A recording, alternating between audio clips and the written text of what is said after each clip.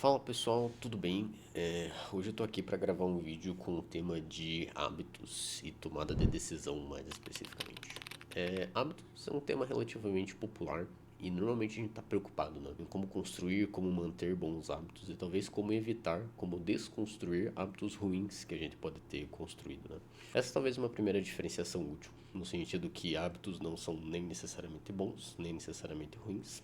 Hábitos, se a gente for definir de uma forma meio objetiva, né, e neutra, entre aspas, a gente pode só colocar todas as ações que a gente realiza, seja ações físicas, seja ações em termos de processamento mental e emocional, que a gente faz de uma forma automática, que a gente não precisa fazer de uma forma declarativa, o termo que a gente usa. Declarativo significa consciente, né, de uma forma que você precisa estar olhando atentamente para aquilo e se concentrando naquilo, né? O hábito, teoricamente, você precisa de um gatilho e esse gatilho ele já vai iniciar uma sequência de ações de forma automática, certo? No nosso dia a dia, né, no nosso processo de tomada de decisão, normalmente a gente está alternando frequentemente entre processos conscientes de tomada de decisão e entre processos habituais de tomada de decisão. A gente pode usar outros termos também, a gente pode usar processos declarativos e processos procedurais. Os processos declarativos você precisa estar prestando atenção e estar consciente, planejando. Os processos procedurais são procedimentos que foram automatizados e eles são realizados teoricamente de forma automática em um dado momento, em uma determinada situação, com base em diferentes contextos, em diferentes situações, diferentes contingências, diferentes gatilhos. São todas diferentes palavras para meio que expressar, verbalizar a mesma ideia, né? A diferença entre ações conscientes e ações automáticas, ações explícitas, ações habituais. Vamos olhar primeiro, antes de olhar para os hábitos, para a gente entender um pouquinho melhor a função e o potencial dos hábitos, para as ações que são conscientes, para as ações que são explícitas, né? As declarativas que a gente chama. Todas essas funções que a gente precisa estar atento, a gente precisa estar com um grau de vigília, a gente precisa prestar atenção nas coisas, elas usam uma certa energia mental. Existem diferentes termos na literatura para isso. Algumas pessoas chamam de força de vontade, algumas pessoas chamam de propriamente atenção. A ideia é que a gente tem um limite do quanto a gente consegue exercer essa energia dessas funções declarativas, dessas funções explícitas, né? Se a gente for pensar em funções executivas, que são as habilidades cognitivas que a gente usa para conseguir executar comportamentos olhando para as consequências, seja para a gente se controlar, seja para a gente visualizar, seja para a gente manipular a informação. Isso não é grátis, digamos assim, né? É muito cansativo para o cérebro, ele exige um funcionamento de várias áreas, digamos assim. Então, por mais que a vantagem desse funcionamento explícito é que ele é mais complexo, ele permite mais flexibilidade, a gente permite alternar, ele permite controlar as coisas com um grau de precisão que talvez, um grau de liberdade que talvez os processos automáticos não permitem, ele tem um custo. O custo é de que ele gasta uma energia relativamente grande, relativamente violenta, digamos assim. Então a gente não consegue manter esse processo de forma indeterminada. A gente precisa ter períodos em que a gente alterna com processos automáticos, que a gente não tem uma demanda grande para o nosso cérebro, ele está ali descansando, né? Ele está ali, entre aspas, recuperando energia. É óbvio que o único jeito dele recuperar, entre aspas, 100% energia é um bom descanso, seria, ou seja, uma rotina ajustada, uma boa noite de sono, para fazer a lavagem ali do sistema linfático e tudo mais, retirar substâncias tóxicas que foram restos do metabolismo celular. E no outro dia, teoricamente, se amanhece com a bateria mais próxima de 100%, em termos dessa energia cerebral. Mas a gente gasta ela durante o dia, então ela é limitada. À medida que a gente vai repetindo uma ação, mesmo que no começo ela precisasse de atenção, ela fosse explícita, quanto mais a gente repete uma ação e é sempre em uma mesma ordem, é sempre no mesmo contexto, é sempre a mesma recompensa, é sempre o mesmo resultado, o nosso cérebro ele vai cortando o caminho, ele vai criando atalhos. Se a gente for pensar no nosso funcionamento cerebral, né, nas diferentes áreas do cérebro, essas ações que eu estava mencionando, que são as ações explícitas, conscientes, que você precisa prestar atenção, elas dependem muito de uma área que se chama córtex pré-frontal. O córtex pré-frontal, o lobo frontal, de uma forma geral, que tem diferentes subdivisões relacionadas ao córtex pré-frontal, ele está ali planejando, ele está ali olhando, ele está ali sendo necessário para selecionar onde que a gente quer prestar atenção e tudo mais. Tem uma outra área no centro do nosso cérebro, que a gente chama de corpo estriado, né? No corpo estriado a gente tem os núcleos da base. O corpo estriado, ele funciona como sendo um vai e vem de feedback. Ele faz esse vai e vem de feedback não só com o córtex pré-frontal, mas também com outras áreas motoras, com outras áreas sensoriais. Esse vai e vem de feedback é meio que para dar uma confirmação, no sentido vai, não vai, vai, não vai, vai, não vai, vai, não vai. O que acontece? Quando eu repito muito e eu começo a tornar algo que era explícito em algo que é automático, então eu pego um conhecimento e começo um determinado padrão, sequência de ações e começo a transformar aquilo em um hábito, no nosso cérebro o que está acontecendo é que você está encurtando o caminho. Então agora, chegou o gatilho, ao invés de passar por todo o caminho de processamento do córtex pré-frontal para avaliar as consequências, para avaliar qualquer ação e tudo mais, e papapá, o corpo estriado, ele meio que fala, não, isso aqui eu já conheço, isso aqui já foi repetido várias e várias vezes, isso aqui eu já sei qual que vai ser o resultado, isso aqui eu já tenho o padrão motor certinho. Então, ele meio que faz uma ponte, né? Ele escapa, ele perpassa no sentido que ele pula o processamento do córtex pré-frontal e ele faz direto do estímulo.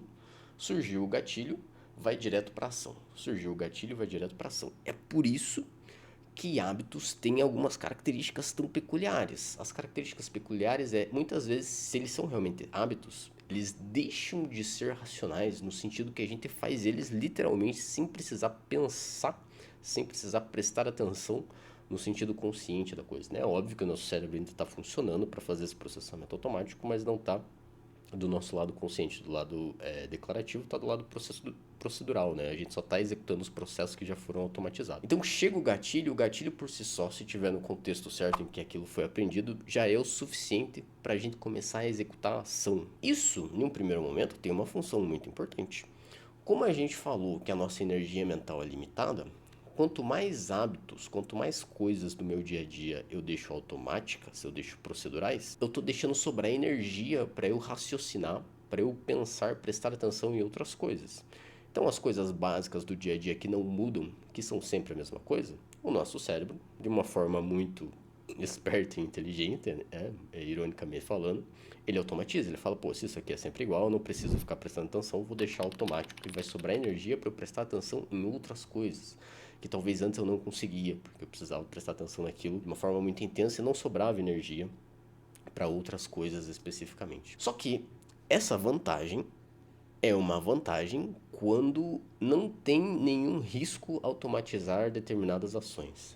Vou dar um exemplo que é bem interessante, que é o exemplo de dirigir. O exemplo de dirigir, quando você está aprendendo, é uma sequência motora, é uma sequência de ações que ela é relativamente complexa. E ela não está automatizada, é a primeira vez que você está aprendendo, você não repetiu aquilo muitas vezes. Então, exige muita energia.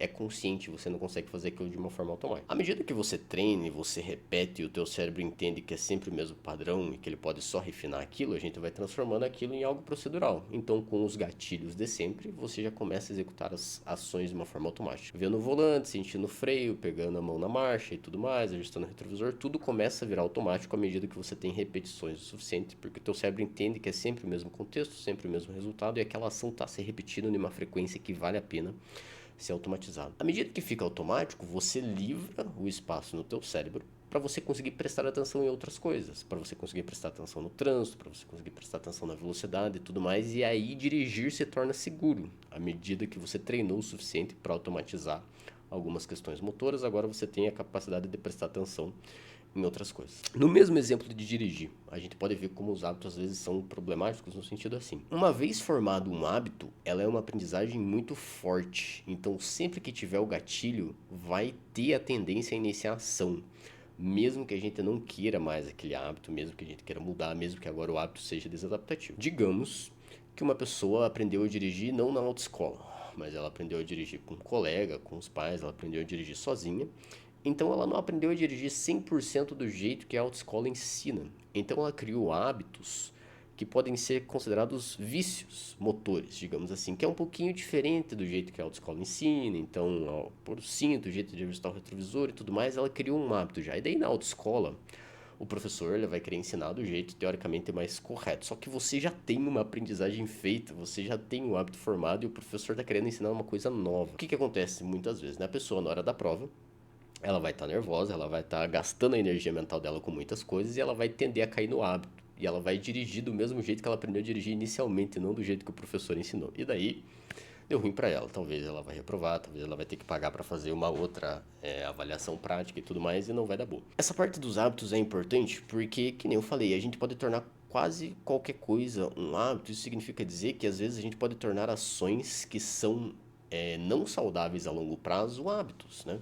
Então, a gente pode tender a fazer coisas que a princípio são prazerosas, a princípio são legais, a princípio são confortáveis e a gente repete elas e elas viram hábitos. E daí a gente tá lascado, porque apesar de a gente ter repetido, elas terem virado hábitos, a longo prazo elas têm consequências negativas. Só que o nosso cérebro, principalmente no quesito de hábitos, ele tá pensando mais nas consequências a curto prazo que ele tá visualizando, né? Que tá levando ele a automatizar essas ações que a gente está sempre repetindo. Tá, uma coisa importante, se eu já criei hábitos negativos, hábitos que não são saudáveis, eles não vão desaparecer. Então agora, se eu quiser lidar com eles, eu vou ter que usar a minha energia mental para conseguir inibir eles, para conseguir controlar e não fazer. Então vai ter o gatilho, eu vou ter o impulso de fazer, eu tenho que me segurar, me controlar e falar, não, não posso fazer por causa disso, disso, disso, daquilo. Então, sei lá, eu tinha hábito de sempre comer um pacote de fandangos, uma Ruffles pós-almoço. E todo dia isso estava me lascando. Só que quando eu decidi parar, eu ainda vou ter o impulso, porque eu vou ter às vezes o gatilho do próprio horário do dia, que já foi o suficiente para criar um gatilho. E vai chegar na hora, eu vou ter que racionalmente me controlar, gastar essa energia para falar, não, não posso comer Ruffles todo dia, não posso comer fandangos todo dia, senão minha pressão vai lá em cima, senão minha sensibilidade à insulina vai, né? Então eu tenho que me controlar nesse sentido. Isso é desgastante, isso é difícil. O jeito inteligente de não gastar essa preciosa energia sempre se controlando só para não cair em hábitos negativos é justamente pensar no funcionamento do hábito. Por mais que o funcionamento do hábito ele pule a parte racional de se devo ou não fazer alguma coisa e vai do gatilho para a ação, eu posso então olhar para os dois extremos, para o gatilho e para a ação. Se eu tiro o gatilho, fica muito mais fácil para eu racionalizar se eu devo ou não fazer alguma coisa. Se eu coloco uma barreira para ação, eu também coloco uma brecha em que eu consigo pensar, racionalizar se eu devo ou não fazer alguma coisa.